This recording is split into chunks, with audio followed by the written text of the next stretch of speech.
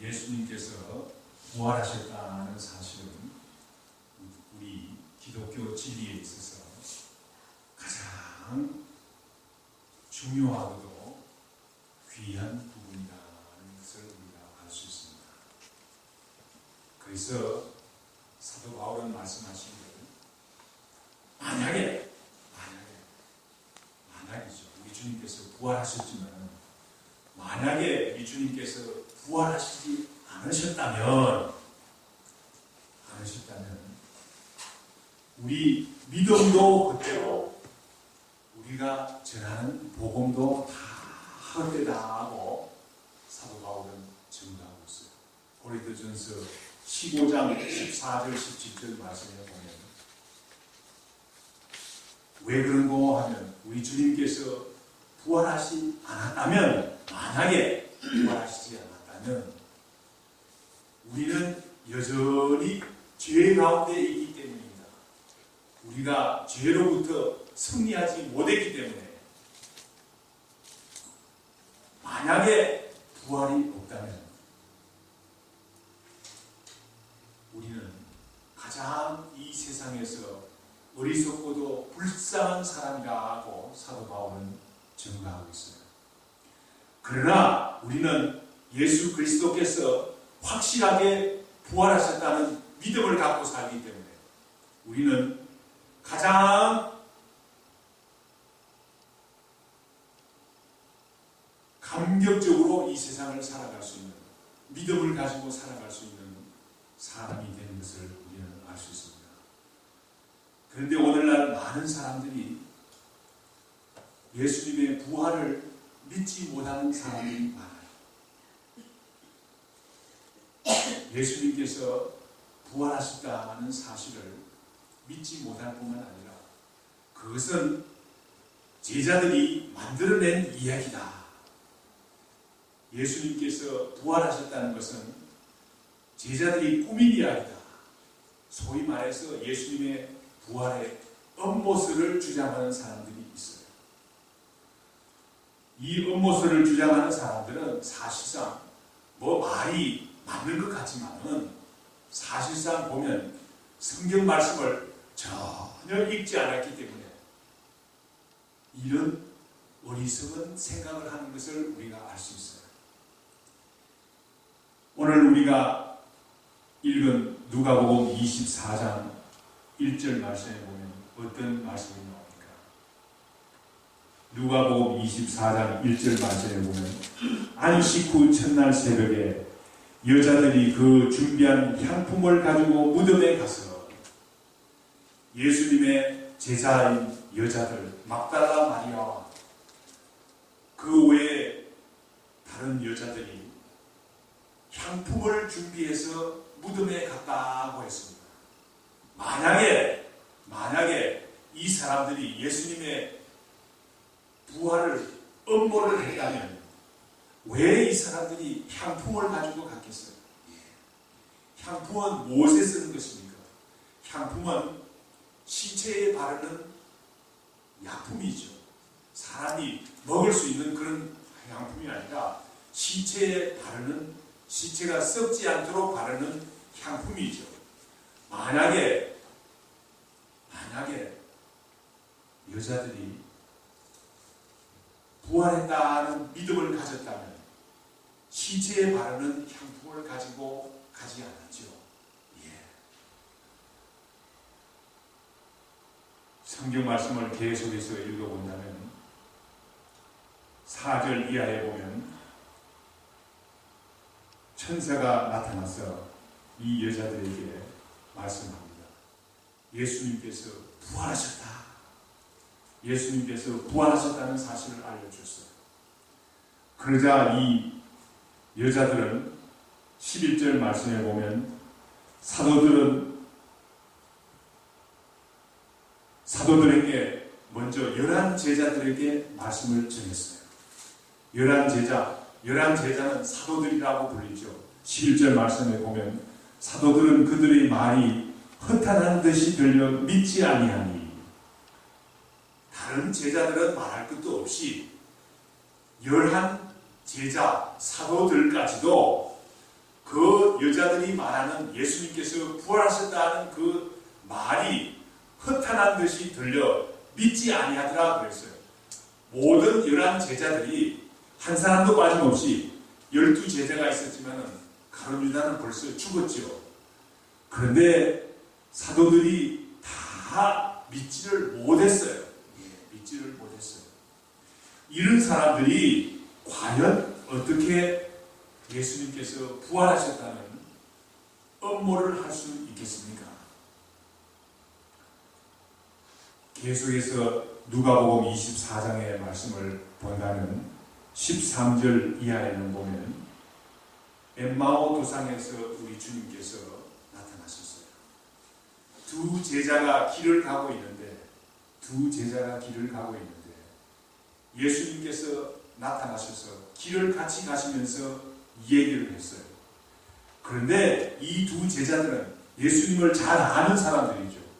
그런데도 16절 말씀에 보면 그들의 눈이 가리워서 예수님께서 같이 가고 있으면서 이야기한다는 사실을 알지 못했다고 16절 말씀에서 증거하고 있어요. 왜 그렇습니까? 이 사람들은 이틀 전에, 사흘 전에 분명히 예수님께서 십자가에 죽으시는 것을 보았기 때문에 예수님께서 살아나셔서 자기들과 같이 길을 가면서 이 얘기를 하리라고는 꿈에도 생각을 못했기 때문에, 믿음이 없었기 때문에 이런 일이 일어난 줄 믿습니다. 그래서 25절 말씀에 보면 예수님께서 말씀하시기를 미련하고 선지자들이 모든 것을 선지자들이 말하는 것을 마음에 더디 믿는 자들이여. 얼마나 그 제자들이 구약 성경에서 그렇게 예언되어 있는 말씀을 아직도 믿지 못하는 안타까운 가운데서 우리 주님께서 이야기하셨어요. 이런 제자들이, 이런 사도들이 어떻게 예수님께서 부활하셨다는 사실을 꾸며서 실제로는 살아나지 않으셨는데 살아났다고 음모를 했겠습니까? 우리가 누가복음 24장만 읽어보더라도 예수님께서 부활하셨다는 사실이 음모라, 제자들이 음모라는 사실은 분명히 아닌 것을 오늘 알 수 있습니다. 제자들은, 엠마오 도상의 두 제자들은 어떤 사람들이었습니까? 오늘 24장 27절 말씀에 보니까 예수님께서 성경을 자세히 풀어서 읽어서 설명했다고 했어요. 이 사람들은 예수님이 죽었다는 사실에 완전히 뿅 간 사람들이에요. 그런데 예수님께서 성경을 풀어서 설명할 때에 마음이 어떻게 되었습니까? 이들이 나중에 고백하죠. 32절 말씀에 보면 주님께서 성경을 풀어 설명을 하실 때에 우리 속에 마음이 뜨거워지지 아니하느냐 라고 고백하는 것을 볼 수 있습니다. 우리가 어떻게 예수님께서 부활하셨다는 확실한 믿음을 가질 수 있습니까? 우리가 성경 말씀을 통해서 성경 말씀을 읽을 때에 예수님께서 부활하셨다는 사실을 증거하는 성경 말씀을 읽을 때에 우리는 부활의 확신이 우리 마음에 가득 차는 줄 믿습니다. 마음이 뜨거워져서 믿어지는 줄 믿습니다. 세상의 책들은 읽으면 말이죠. 그게 그런가 싶어서 마음이 쏠려요. 우리 성경 말씀을 읽을 때에 우리 주님께서 부활하셨다 하는 확실한 믿음을 가질 수 있게 되는 줄 믿습니다.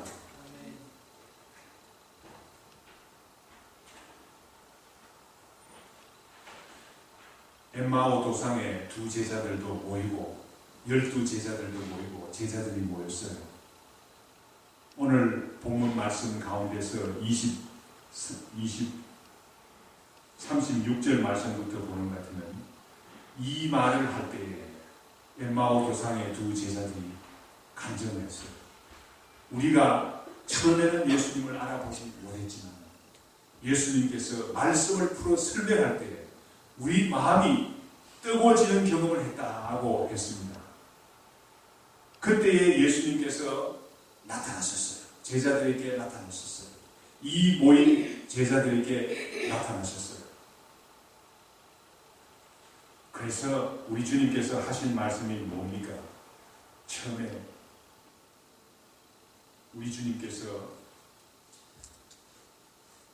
평강이 있을지어다. 우리 주님은 부활하셔서 처음으로 평강이 있을지어다. 오늘 본문 말씀 36절에서부터 43절 말씀을 통해서 우리 주님께서 부활하신 후에 우리에게 주신 메시지는 우리가 평강을 가질 것을 말씀하시는 것을 알 수 있습니다. 우리 주님은 살아계실 때도 제자들에게 늘 평안을 전했죠. 요한복음 14장 27절 말씀에 보면 평안을 너희에게 끼치노니 곧 나의 평안을 너희에게 주느라. 내가 너희에게 주는 것은 세상이 주는 것과 같지 아니하니라. 너희는 마음에 근심하지도 말고 두려워하지도 말라. 우리 주님은 우리가 세상 일로 두려워하는 줄 알고 있어요. 제자들이 과연 주님께서 살아나셨을까? 우리가 보는 것이 혹시 영이 아닌가? 온갖 걱정, 근심에 사로잡혀서 혹시 우리가 귀신에게 홀린 것이 아닌가? 이렇게 두려워하는 마음을 가질 때 우리 주님께서는 먼저 부활하신 몸을 입고 오셔서 평강을 너희에게 주노라. 우리 주님께서는 부활하신 몸으로 우리에게 주기 원하는 것은 무엇보다도 먼저 평강을 주기 원하신다는 사실을 우리가 분명히 깨달아야 되겠습니다. 그러나 제자들은 어떻게 했습니까? 37절 말씀에 보니까 그들이 놀라고 무서워하며 보는 것을 영으로 생각했다고 했어요. 귀신으로 생각했다는 거죠. 그들이 놀라고 무서워했다고 했습니다. 예수님께서 지금 계신데도 불구하고 놀라고 무서워했다는 사실을 오늘 본문 말씀을 통해서 알 수 있습니다. 예수님께서 뭐라고 말씀하셨습니까? 어찌하여 두려워하며 어찌하여 마음에 의심이 일어나느냐. 우리가 두려워하는 것은, 우리가 걱정하는 것은, 우리가 마음에 평강을 가지지 못하는 것은 왜 그렇습니까? 우리가 두려워하는 마음과 마음에 의심이 있기 때문에 그런 거예요. 그래서 예수님께서는 부활하신 몸으로 우리에게, 제자들에게 보여주셨습니다. 내 손과 발을 보라. 내 손에 못자국을 보고 발에 못자국을 보고 볼 뿐만 아니라 나를 만져보라. 39절 말씀에서 증거하고 있습니다. 나는 살과 뼈를 가진, 육체를 가진 몸이다. 영은 살과 뼈가 없죠. 영은 살과 뼈가 없습니다. 그러나 지금 나는 살과 뼈를 가진 부활한 몸이다. 그러므로 우리가 깨달을 수 있는 것은 무엇입니까? 예수님께서 부활하신 몸은 영광스러운 몸이에요. 영광스러운 몸이기 때문에 시공간을 초월하시는 귀한 몸이지만 또한 육체를 가진 영광스러운 몸이라는 사실을 예수님께서는 친히 보여주고 계십니다. 이쯤 되자 제자들이 너무나 기뻐가지고 놀랍게 여길 때 예수님께서 확실하게 풀고하기 위해서, 좀 먹을 걸 달라. 우리 주님께서 먹을 걸 달라고 했어요. 그때에 제자들이 구운 생선 한 토막을 예수님께 드렸더니만 예수님께서는 그 앞에서 뒤로 돌아서서 몰래 먹으신 것도 아니고 그들 앞에서 구운 생선 한 토막을 다 드셨다고 오늘 본문 말씀 43절 말씀에서 증거하고 있습니다. 오늘 우리가 깨달을 수 있는 이 본문 말씀 가운데서 중요한 부분은 무엇입니까? 우리 주님께서 부활하신 몸은 영광스러운 몸입니다. 영광스러운 몸이에요. 우리가 사람들이 다 나이가 많고 병이 들어서 죽을 수밖에 없는 그런 육체는 무덤에 묻혀서 다 썩어질 수밖에 없는 그런 형편에 있지만 우리 주님께서 재림에서 오실 때에 오늘 성경을 더 이상 찾아보지는 않겠습니다. 데살로니가전서 4장 13절 이하의 말씀과 빌립보서 3장 21절 말씀을 보는 것 같으면 우리 주님께서 재림에서 오실 때 무덤에 있던 자들이 다 부활한다고 했어요. 우리 주님과 같은 영광스러운 몸을 가지고 부활한다고 했어요. 예. 그럴 뿐만 아니라 그때까지 살아있는 사람들은 이어서 공중에 들리워져서 공중에서 주님을 만난다고 오늘 사도 데살로니가전서 4장 13절 이하의 말씀에서 볼 수가 있습니다. 우리는 예수님께서 부활하신 몸이 그냥 영만 부활하신 것이 아니라 영광스러운 몸을 가지신 진정한 부활이라는 사실을 우리는 깊이 깨달아야 되겠습니다. 이러한 약속이 있기 때문에 우리 주님께서 주시는 평강은 우리 주님께서 부활하신 몸으로 허락하신 우리 평강은 우리에게 주시는 평강은 진정한 평강입니다. 그러므로 우리가 이 세상에 살면서 어려움이 있다 손치더라도 우리는 그 어려움을 이길 수가 있어요. 병에 걸려서 죽을 수밖에 없는 형편에 있지만 우리는 그 두려움을 이길 수가 있어요. 그 의심을 우리가 이길 수가 있어요.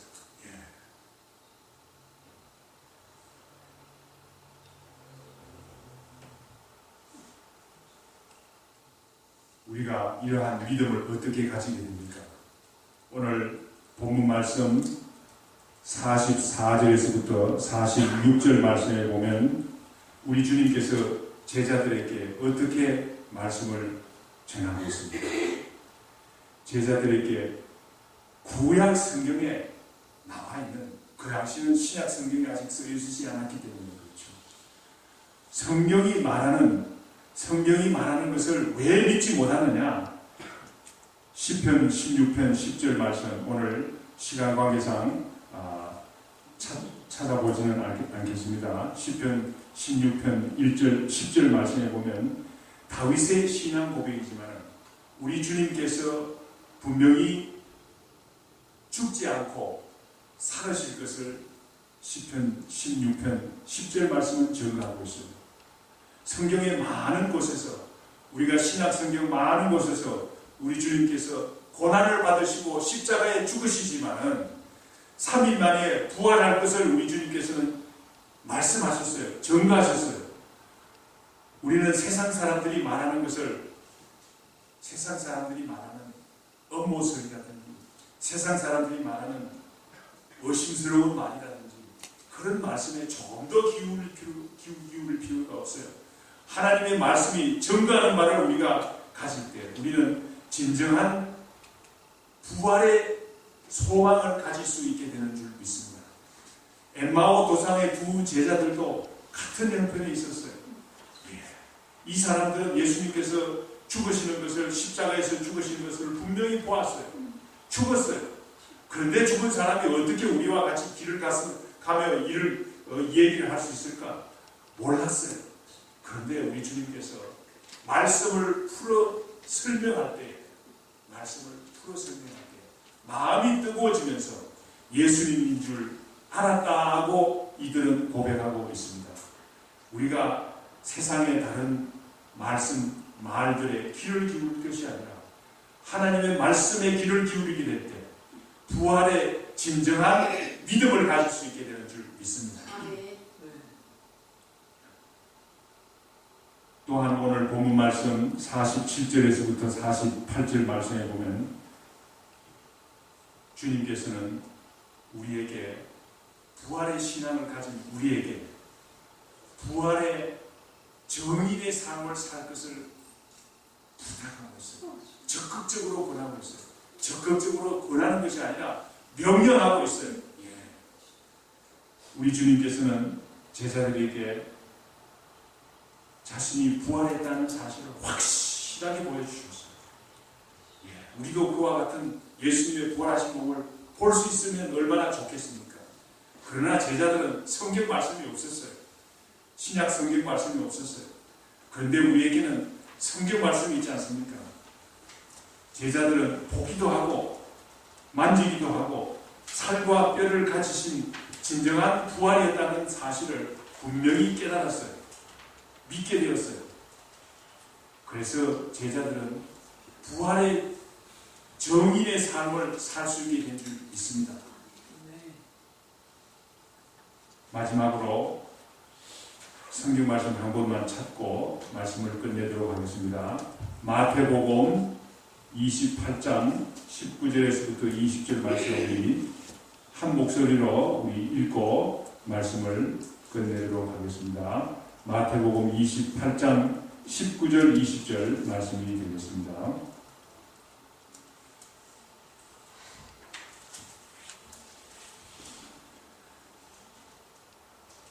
마태복음 28장 19절 20절 말씀, 28장 19절 20절 말씀 다 같이 읽겠습니다. 그러므로 너희는 가서 모든 민족을 제자로 삼아 아버지와 아들과 성령의 이름으로 세례를 베푸고 내가 너희에게 공부한 모든 것을 가르쳐 지키게 하라. 볼지어다 내가 세상 끝날까지 너희와 항상 함께 있으리라 하시니라. 부활하신 산 소망을 가진 우리 성도님들이 해야 될 것이 있어요. 부활의 정인의 삶을 살아야 되겠습니다. 우리 이웃들에게, 우리 식구들, 믿지 못하는 아직 식구들에게 부활의 정인의 삶을 우리가 살아야 되겠습니다. 또한 나아가서는 모든 민족에게 복음을 전하라고 했습니다. 우리는 육체적으로 한계가 있는 사람이기 때문에 선교사를 말할 수가 없어요. 그러므로 우리는 선교사들을 후원함으로 인해서 모든 민족에게 복음을 전하는 정인의 삶을 살 수 있는 줄 믿습니다. 우리 교회는 작지만은 선교사들을 후원하고 기도하고 물질적으로 없는 가운데서 돕는 교회입니다. 우리 교회가 이러한 사명을 끝까지 잘 감당할 수 있도록 우리는 합심해서 한 마음으로 교회를 섬겨야 되겠습니다.